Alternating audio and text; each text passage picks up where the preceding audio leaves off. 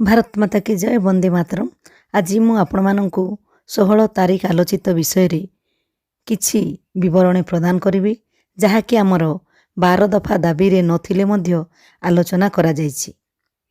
जेमिति गरम रंधा खाद्य रे अंगनवाड़ी कर्मी सहायिकांकर खाद्य पड़िबो कि नाही, अर्थात सेमाने खाइबे ना नाही। केवल खाद्य रंधन हेबा परे शिशुंकु परसिबा पूर्वरु सेमाने चामच रे चाखिबे बोली क्लियर हैला, जहाँकि यह बहुत जगार द्वंद्व सृष्टि करुथला। कौठी वर्कर हेल्पर को राशन रे शिशु जोग 2 पकाइबाकू कहा जाउथबा बेले पुणी कौठी मना करा जाउथिला। वर्तमान यह क्लियर हैला जे गरम रंधा खाद्य रे कौनसी अंगनवाड़ी कर्मी किंबा सहायिका खाइबे नहीं। सेथिरे केवल प्रीस्कूल शिशुंकर संख्या पड़िबो एवं सेमाने केवल खाइबे। द्वितीयतः सुभद्रा योजनार सफलता पाई मैडम सुभा शर्मा अंगनवाड़ी कर्मी को श्रेय देइथिले एवं कहिथिले आज केवल अंगनवाड़ी कर्मी पाई ही यह सक्सेस होई पारिछि।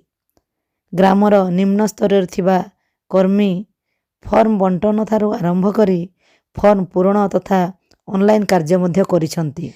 तासह जेतिकी ई-केवाईसी किंबा पेंडिंग थिला ताकू मध्य अंगनवाड़ी कर्मी माने ही हिताधिकारी को बैंक एवं पंचायत को नहीं क्लियर कराइछंती।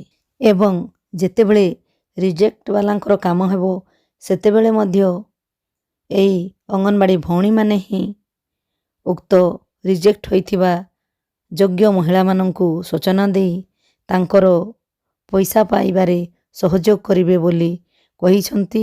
एवं सुभद्रा कार्य पाई अंगनवाड़ी कर्मी को इनसेंटिव दिया जिवो बोली जणाइछंती। बाकी समस्त दाबी उपरे आलोचना होइछि।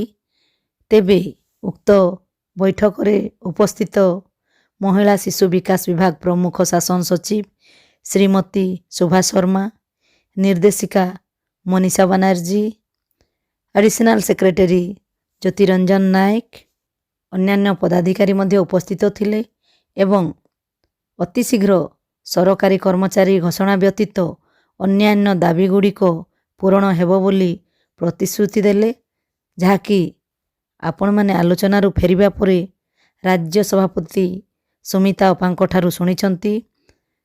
तथापि जदि समय मिले तेबे मु ए ब्लॉग माध्यम रे निश्चय जणाइबी आपण माननकु।